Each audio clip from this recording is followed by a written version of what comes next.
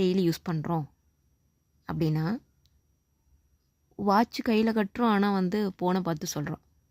Alarm இருக்குது, ஃபோனில் தான் அலாரம் செட் பண்ணுறோம்.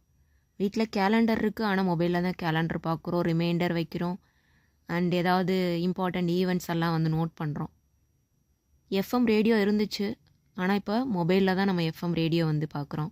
Music player, video player, camera, torch light, calculator, news paper, remote. So இதெல்லாமே நம்ம மொபைலில் இப்போ என்ன பண்ணுறோம் அப்படின்னா ஈஸியாக ஆக்சஸ் பண்ணிக்கிறோம்.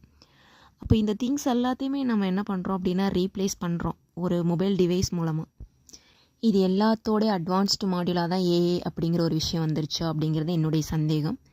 ஹியூமனை ரீப்ளேஸ் பண்ணுற அளவுக்கு ஏஐ டெவலப் ஆகிடுச்சு. ஆனால் அந்த டூலை கண்டுபிடிச்சதே ஹியூமன் தான். பட் இந்த அட்வான்டேஜஸ் எல்லாம் ஏஐக்கு மட்டும் கிடையாது, பொதுவாக மொபைல் யூஸ் பண்ணுறது டைம் சேவ் ஆகும், அண்டு ஆன்லைன் மூலமாக நம்ம வந்து கனெக்டடில் இருப்போம், ஈஸியாக